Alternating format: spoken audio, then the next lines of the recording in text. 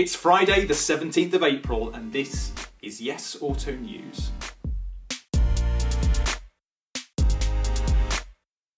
And welcome to another edition of the YesAuto Weekly Car Show. Now, as you may know, we like to cover all the weird and wonderful aspects of the motoring world in these videos, but this week's show is going to be a little bit different. This week, we sadly lost a motoring icon. Sir Stirling Moss passed away at his home in Mayfair at the age of 90 on Sunday, and I thought it'd be a good idea to dedicate this week's episode to the legendary British racing driver. Before we get to that, I need to run you through all the big car stories of the week because at the end of the day, we are a motoring show. So, here goes. Novatec has made the McLaren Senna even faster, Volkswagen Tiguan R with spots at the Nürburgring, Ferrari has extended its factory shutdown until the 3rd of May and Cadillac is launching a manual super saloon called the Blackwing. With that out of the way, it's time to focus on one of the motoring world's greatest characters. Sir Stirling may have been known for his achievements in motorsport, but his presence spanned the entire motoring industry, and he was admired by generations that never even got to see him race. To celebrate the life of one of Britain's great personalities, we're going to look back at some of the amazing stories from the eccentric and wonderful career of Sir Stirling Moss. Now, Sir Stirling is often known as a gentleman racer, but what does that actually mean? The term gets thrown around quite a lot these days, and it usually means a very wealthy individual that goes racing in between important business meetings. But in the 1950s, a gentleman racer could simply be somebody that exhibited sportsmanlike behaviour. After you, good sir. Well, thank you, old sport, don't mind if I do.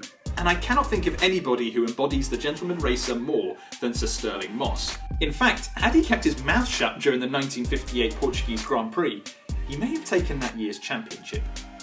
During the race, Moss noticed that his friend and championship rival, Mike Hawthorn, had come to a stop, and that Hawthorn was reversing his car to jump-start the motor. It proved to be a costly move for Hawthorn, as he was disqualified from second place, severely hurting his championship bid. However, when Moss heard of the disqualification, he marched into the steward's office and told them that Hawthorn reversed on the pavement and not on the circuit.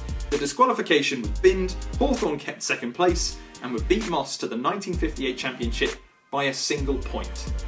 Can you imagine that happening today? Think of the fractious relationship between Lewis Hamilton and Nico Rosberg, or Alain Prost and Ayrton Senna. Times were different back then, and so was Moss. He had a particularly strong relationship with Mercedes teammate and 5-time world champion Juan Manuel Fangio, who may have handed Moss victory at Aintree in 1955 so that the Brit could seal a home win. We say may because Fangio never admitted this, saying only that Moss was the faster driver on the day. Let me know what you think. Do you think Formula 1 drivers should be more chivalrous? Or do you like the Verstappen-Ocon style paddock brawls that we have in the sport today? Let me know by leaving a comment down below. Now, it's worth noting that Moss was racing only a few years after the end of the Second World War. And back then, Britain was a far more patriotic country than it is today, so Moss quickly became a superstar. With the country behind him, Moss would go on to win 16 Grand Prix, 2 of which would be on home soil, and 196 other races across the globe.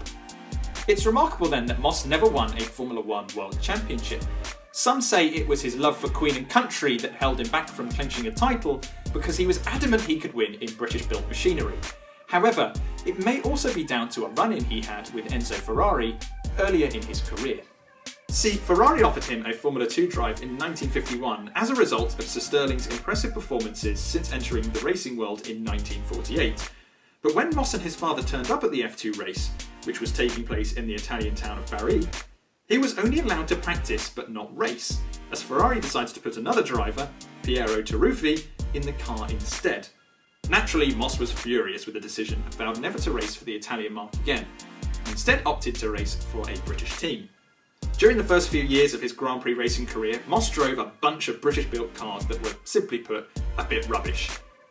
This prompted him to drive a Maserati 250F in 1954, before partnering up with Fangio at Mercedes the following year.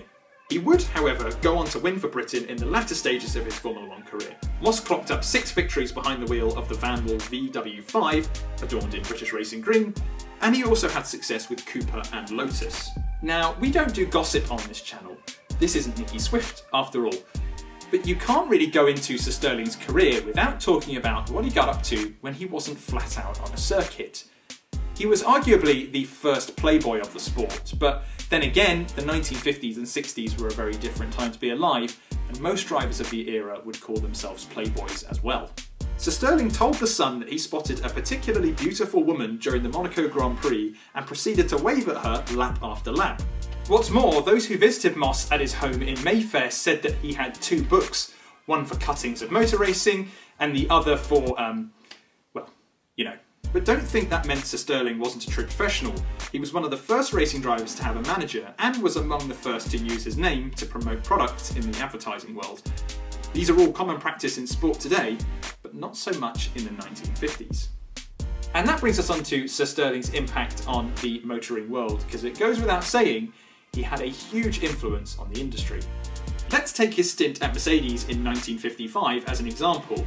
It may have come 10 years after the end of the Second World War, but it was still at a time where Brits simply weren't interested in cars from other countries, and as we mentioned earlier, neither was Moss. However, having won the 1955 British Grand Prix behind the wheel of a Mercedes-Benz, and taking a dominant win at the gruelling Mille Miglia, where he beat Fangio by half an hour, it's fair to say that Moss became a PR sensation. While he only raced for Mercedes for 1 year, his ties with the German car maker would last a lifetime.